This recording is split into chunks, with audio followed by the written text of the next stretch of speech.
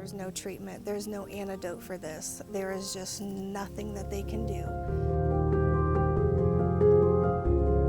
Testing, it really isn't an option. It's really difficult and very expensive to do.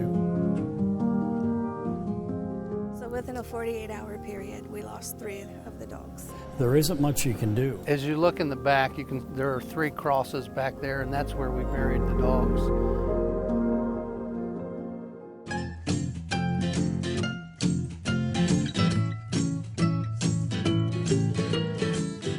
We let the dogs out every morning, and their water bowl is always empty.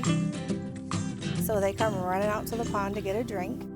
It was an early morning on a weekend. One of the male dogs, Bandit, come into the house, and he had some symptoms where he kind of was like hacking. Within a matter of minutes, he started having seizures to the point where he was losing consciousness. At first, we had no idea what was going on.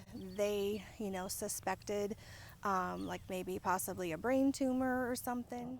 Tammy Cottrell and her husband Richard says the vets ruled out cancer. They ruled out viruses and even poisoning. The vet called us the next morning and said the seizures have not stopped. Bandit had died.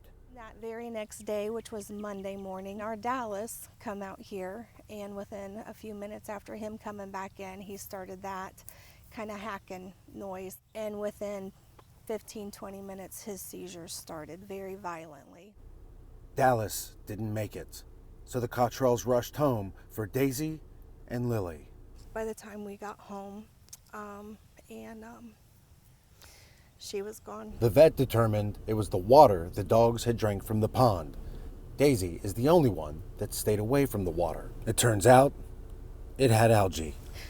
Yeah, it was really tough. So the problem is when you look at a pond, you can't tell whether it's infected with toxins or not. But if you see algae growing in a pond, you have to assume that the toxins are there. Tony Forche is a state veterinarian with the Department of Agriculture. He says testing is complicated and very expensive.